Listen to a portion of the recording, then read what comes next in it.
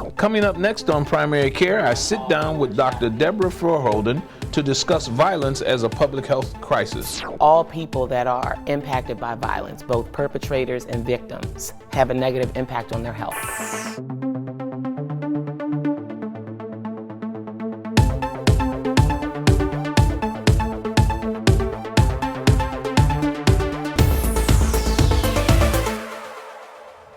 Hello, I'm Dr. Lonnie Joe, and welcome to Primary Care. Cities across the nation are experiencing unprecedented violence. Chicago alone had over 600 homicides last year. According to the Center for Disease Control, homicide is the leading cause of death for black males between the age of 15 and 34, making violent crime more than just a law enforcement issue, but a public health crisis. But how can public health move us towards a solution? Here to answer that question today is Dr. Debra Furr-Holden. She is an endowed professor of public health at the Michigan State University College of Human Medicine and leads the Flint Center for Health Equity Solutions. Dr. Furr-Holden, thank you for joining us on the show. Thank you, Dr. Lonnie. Why do people think that violence should be referred to as a public health problem? Well, when you look in public health and you think about what are the facets of disease and how we both intervene and try to prevent disease, violence very much fits a public health model. All people that are impacted by violence, both perpetrators and victims, have a negative impact on their health. Violence also is something that, if we view it in a public health model, can also be prevented and controlled with public health approaches. So it very much fits a model for a public health issue as opposed to a criminal justice issue. And that's mostly how we try to deal with violence right now. But we could actually bring public health approaches to bear that could prevent and reduce violence and the negative health consequences that it has on entire populations. Similar to what we've done in other disease states. If we look at it as a disease, we start talking about cause, prevention, treatment, those entities. We can look at violence in the same way. We can, and we've actually eradicated diseases in public health without even understanding the full etiology of it. You know, this issue comes up all the time. Well, what actually prompts violence? What's the root cause of violence? And different people will tell you different things, and I'm sure we're going to talk about that. But if you use a public health approach, you don't even have to actually per se address etiology. You can very much put it in a disease model. You can identify who's at risk for transmission of the disease, who's most at risk for being both a victim or a perpetrator of violence. And then you can intervene the same way you would if we were talking about an infectious disease like hepatitis or HIV. Or polio, which we once eradicated in this country, only to see public health policy make it have a comeback. Sure, it's very interesting in terms of how these two things, how violence can mirror disease in a community like Detroit or Flint or any major city in this country. Should violence be talked about in a different vein, in a different format? You know, it's always such a environment that makes everybody run away from the discussion, that we're not really addressing it. How can we address this issue in the public domain differently? Well, there's a couple of different models that we've tried to address violence, and I would offer that neither one of them have worked very well. The first is treating it through the criminal justice system. There's no good data that substantiates that criminal justice or punishment actually impact violence. Quite the contrary, we have clear data that's demonstrated when police have gone in with very aggressive policing efforts and stings, they've actually produced increases in violence in those neighborhoods. So, quite the contrary, there's clear indication that a criminal justice approach not only doesn't prevent or reduce violence, it actually increases violence. The other thing that we've tried to do is an everything in the kitchen sink model, where we look at everything that's a possible root cause of violence, from poverty to racial segregation, poor schools, and we try to throw a lot of resources at all of those structural factors. And those as well, not only are they not sustainable over time, they're very costly, and even if they were sort of the answer, it wouldn't be feasible as something that we could launch in all of our communities in need. So a community who suffers from all of those factors, plus have an undue burden called policing by people dedicated in their profession, underpaid like school teachers are, but in particularly given a very difficult job, leads to things that I see like in some communities they're there to serve and protect. In other communities, they're there for law and order. That kind of discrepancy never gets us off the square in this discussion of how do we improve on violence in this country and what approaches, whether they be community-wide, governmental, educational, that we need to take that actually can give us desired outcomes. So if I hear what you're saying, we need to back up, not necessarily start over, but we need to get headed in the right direction. Exactly, and there's a strong evidence base for what works. And there's building and mounting evidence for what doesn't work. That's why I think the public health approach is so important as well. We're not operating on morals or values. We're bringing real science to bear. Real data. Real data to address a massive public health problem. That's interesting. What kind of behavior, from a public health standpoint of view, what kind of behavior is learned from the standpoint of view of violence in the community? Some of it is known, some of it is not known. One of the things that you just pointed out is known is that people go into the penal justice system as a soft criminal and come out a hardened criminal. But what kind of things exist in the community that actually feeds this whole circus called the criminal justice system? Well, so it's interesting because the strongest predictor of violence is violence. It really is that violence begets violence. So if you wanted to make a prediction about the likelihood of a violent event occurring in a particular place, the strongest predictor is if a violent event occurred in the previous day. Most violence is retaliatory and it's contextualized, so it feeds on itself. And the public health approach is about disrupting that cycle of it feeding on itself. And again, when you put it in kind of a public health and a disease model, you then have to also create some context shift. And in public health, we talk about things like social norms. There are social norms that are developed around violence. You know, I've done a fair amount of work in the school system, particularly in Baltimore City. And I've worked with teachers and I've worked with educators and legislators. And it always bothers me the way that they talk about the kids and they talk about some of the boys. I said, you take the walk that some of these young men have to take from their front door to the front door of the school building. There's a certain amount of aggression that's actually needed to make it in the neighborhood. There's a certain amount of aggression that I actually would offer is healthy and protective when you're in a tough environment. But then you get communities and environments where that continues to escalate over time, and you have norms around violence where how people naturally solve problems or solve beefs is with violence. And that violence begets more violence. So we really do have opportunities and we have models for how to interrupt that cycle. Gary Slutkin, who's a virologist, developed the Cure Violence model. And we've used a version of that in our work in Baltimore. Their model is Cure Violence. Our program was called Safe Streets. And it's a basic model. You first identify those at risk for violence and you interrupt the transmission of violence. There's a great documentary on these guys in Chicago that have done this work called The Interrupters. It's really great. You interrupt the transmission of the disease. So when a violent event happens, what's predictable is there will be retaliatory violence within the days that follow. So you actually send trained interrupters. They're in the community, they have standing in the community, have credibility with people, and then you send them in to interrupt the predictable transmission of violence or the retaliation. You've then got people who are then trying to stop the general spread and transmission of violence through the community. And these are outreach workers. These are people who are helping to deal with some of the social determinants. Because the reality is people have to eat. They have to feed their families. They need housing. And none of these things are free.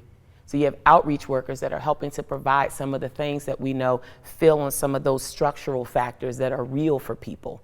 And then you have to deal with the context. If we were talking about a disease like cholera, for example, John Snow's an epidemiologist. He stopped the spread of cholera by taking the handle off of the pump on Broad Street. They didn't even know it was cholera. They just knew people were getting diarrhea and they were vomiting and they were dying. And he did a little mapping and figured out people getting water from this source right here are more likely to get infected with this, whatever this disease is. They hadn't even isolated cholera yet. He took the handle off of the pump. When we talk about changing social norms and changing community norms around violence, it's like taking the handle off of the pump for things that beget violence. There are some basic things that can be done that do not necessarily take an army of people, not necessarily take a bank full of dollars to achieve that can affect our outcomes. We're in an outcomes-based medicine environment now, and I think it's going to come back to haunt us because we're not getting the outcomes that we're seeking. We're doing a lot of talk about it and not getting there. We're going to go to a break. We'll be right back with more primary care. There's no antidote for lead. So we are building this model public health program. Donating to Flint Kids will help us support access to nutrition, universal preschool, access to a pediatrician. If there was ever a time to invest in our children, it is now. We're here with Dr. Debra Furr-Holden, epidemiologist and the C.S. Mott Endowed Professor of Public Health at the Michigan State University College of Human Medicine and a violence prevention expert. Debra, you were on the faculty at Johns Hopkins Bloomberg School of Public Health in Baltimore when Freddie Gray died from injuries that he sustained to his spinal cord while in police custody. The city erupted in violence, the National Guard was called in, and you were personally escorted along with other faculty off of the campus. What is really happening in these cities that incites this type of violence? Well, the interesting thing was they came in, I guess, as a violence prevention strategy. You know, they were trying to, you know, given the sort of predictability of violence based on what we saw in other places like Ferguson and New York and other places. But I will just tell you as a citizen, and I lived in Baltimore City, it was quite disturbing to be escorted out of the building and to see tanks rolling through the streets and to see armed military with M16s and other assault weapons. It really begged the question, who are they protecting us from, right? I mean, what people forget is the outcry that happened following the death of Freddie Gray was people's just unwillingness to accept yet again another young African American male who lost his life at the hands of police. You know, the implication that the problem are the citizens is offensive. So embedded in all of that activity were social determinants of health. And they went to the neighborhood where Freddie Gray lived in Sandtown, Winchester. And if you look at Sandtown, Winchester, it has a pretty high epidemic rate of violence in the community. It also is marked by very high unemployment, very high rate of vacancies. It's oversaturated with liquor stores, concentrated historical poverty. So people have been living in a very tight community that historically has been impoverished and predominantly ethnic minorities. People have talked about the many assaults to Freddie Gray's body. Many of the homes in that community are riddled with lead paint. A lot of the work that was done in other parts of the city to deal with lead paint, a lot of those impoverished communities never got much of that work done to them. So Freddie Gray had been a victim of structural inequality and social determinants of health long before that fatal ride that he had with the Baltimore City Police Department that day. You refer in some of your research to system integration. Is this what this relates to, what a definition could be looked at as? So we need to, the whole point is that we have to integrate multiple systems because multiple systems are operating that give rise to these problems, right? So we're talking about violence, and mostly when people talk about violence, you think about intentional injury, we think about homicide, we think about intentional acts of violence against another. This whole issue around police violence very much fits into that. We've talked a bit about the social determinants of health. We know that there are many structural factors. When you put people in impossible circumstances and these norms get ingrained in the community around violence, they do become very hard to disentangle. So if we could better integrate those systems both for prevention and of care, we could actually begin to disentangle and start to move the needle on rates of violence in some of our communities. A very interesting concept of disentanglement. Part of this is ingrained in the public policies that we have also. I don't think that a community is serious if they put one police officer in a scout car in a community that's already riddled with violence, okay, and pay him what amounts to a step above minimum wage and ask him to do that job. I think when we get serious about the change that needs to take place, that has to be included also, because right now it's not fair on either side. So you create a community of so-called, police enforcers that basically start out behind the 8 ball, not having what they need to interact with community. So a guy is one police officer in the car. He's not going to interact with, the store owner, the people on the street. He's a lone ranger in a lot of these instances. What has happened to include cities, the governments, the police departments into actually taking a more proactive role in these kinds of violent prevention strategies? So there are some, I think, good examples, and Baltimore has a few of where community policing has really been, you talked earlier about protect and serve. The emphasis on serve and service is great in the community policing model. I think there are multiple challenges when you think about police as partners in violence prevention in communities. To me, there's very valid mistrust that community members have of police in a lot of our inner cities and in our communities, and it's valid. Many ethnic minorities have a first-degree relative who was injured, sort of wrongly imprisoned or assaulted by a police officer. So people have real valid mistrust of police. A lot of times police departments are hiring and recruiting police far from outside of the communities where those police are serving. So you have police officers who are maybe coming in, and many of them could be well-intentioned, but they're in communities that are unknown and unfamiliar to them. We are all the victim of unconscious bias. We all have it. The kindest, nicest person has bias against others based on things like age and race and gender.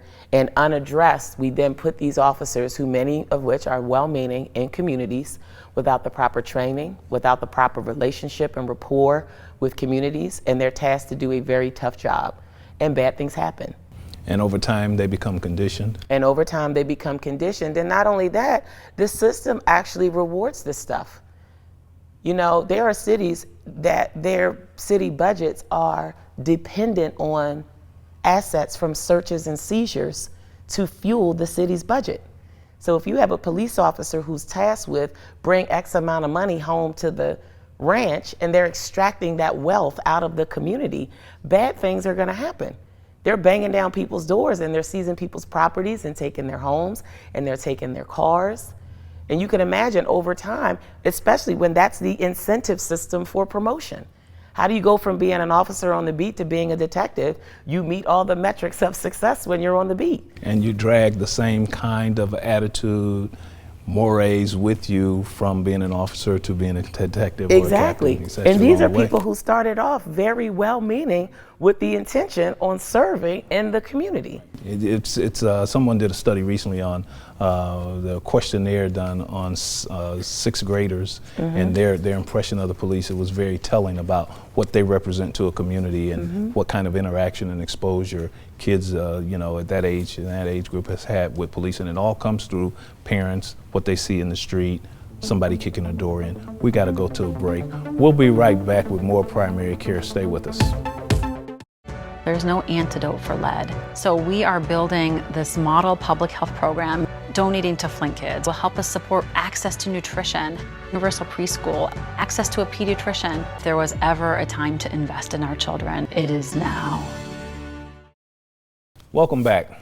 Dr. Furr-Holden, you're also the principal investigator for the Flint Center for Health Equity Solutions here in Flint, Michigan. Numerous studies have pointed us in the direction that really helps us understand how violence is related to chronic disease states such as mental health, academic achievement, which I consider a disease state in a country like this, and other numerous disease states, as a matter of fact. How will your center begin to address some of those issues? Our center is focused on physical health and behavioral health. And so we don't see these things as occurring in a vacuum, and we also understand that they have impact. So like you said, people who are both victims, perpetrators, and witnesses of violence suffer changes in mental health. There are changes that are happening under the skin. You know, if you look at, and we actually are, now there's a whole sort of growing body of research looking at telomere length. So it's sort of a metric of aging.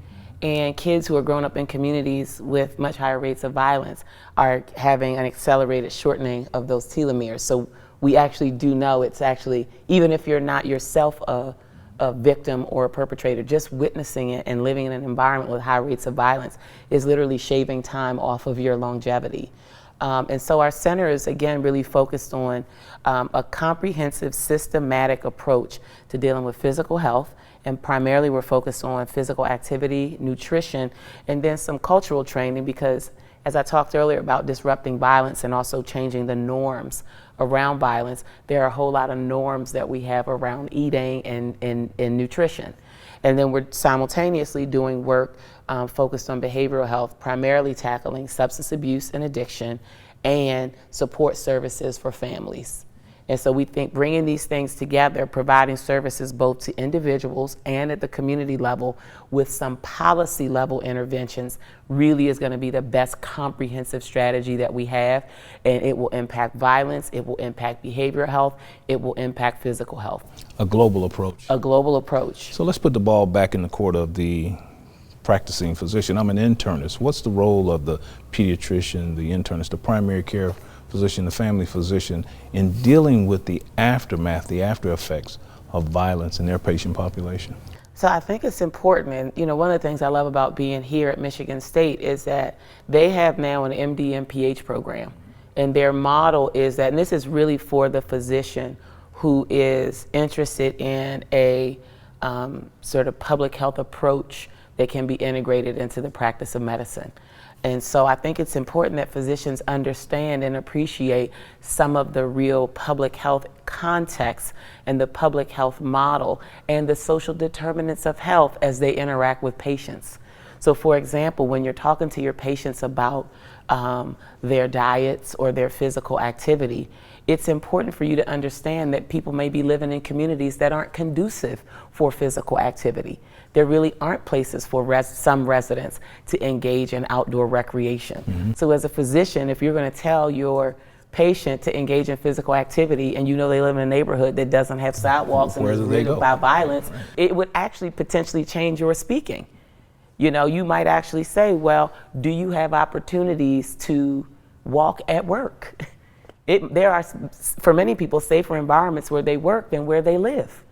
You know, so it could actually shape and influence the messaging that you would give. So I think it's important for physicians to understand this, because you are actually the ones interacting on a one-on-one basis with people, trying to empower them to make decisions. But those decisions have to be a match for the environments where they actually live and work and play. And if not, it doesn't work. It doesn't work, and you lose credibility. Absolutely. Because you'll say what you say, and they'll look at you and say, oh, nice rich doctor right, guy, right, easy for you to say. And if I can't trust you on this issue, how can I trust the prescription you're writing for me? How can I trust anything else that you're telling me? You become suspect in terms of advising and counseling the patient going forward. It's interesting how you've been able to tie the violence situation along with the healthcare situation. I mean, especially with the lead in the water crisis, it's you know, poisoning by lead in the water or poisoning by lead in the bullets between the two. I mean, there's some real commonality there. Well, there is, and the thing that people don't really realize is, and I'm really grateful that you have turned an eye toward Flint, you know, because a lot of the national media is somewhat dying down, but irreparable damage has been done to an entire city of people, and we will not fully understand or appreciate the consequences of that for generations to come. This isn't even we'll know in 5 or 10 years. There are changes that happen under the skin when you have these high levels of lead exposure. There are genetic changes that have happened in people as a function of their lead exposure. This is the world of epigenetics. You then transmit those genes to your offspring. So we're talking about generational impacts that we can't yet quantify. And then if you just think about the youth and the children, there are children in the city of Flint who were literally conceived, spent their in utero life, perinatal, and early infancy on lead water. Those kids, we know for a fact, are going to have impairments in executive functioning, in cognitive processing, in decision making. Those will be the kids who will have be more likely to make poor choices and decisions around drugs. They'll be more likely to be both victims and perpetrators of violence. And if they died at a young age, lead has been a constant factor in their existence on this planet. Yep, and we will forget about that, and we'll look at them at 10, at 12, at 18, and we'll want to hold them to account for the decisions that they're making with zero responsibility or an eye toward they suffered this very early assault that was imposed on them vis-a-vis this water crisis, and now they have impacts on them and their offspring. Debra, thank you for coming on the show. It's certainly been a pleasure. We'll do it again. Thank you so much. Thanks for having me. We've been talking with Dr. Debra Furr-Holden, epidemiologist and the C.S. Mott Endowed Professor of Public Health at the Michigan State University College of Human Medicine. For Primary Care, I'm Dr. Lonnie Joe. Thank you for joining us.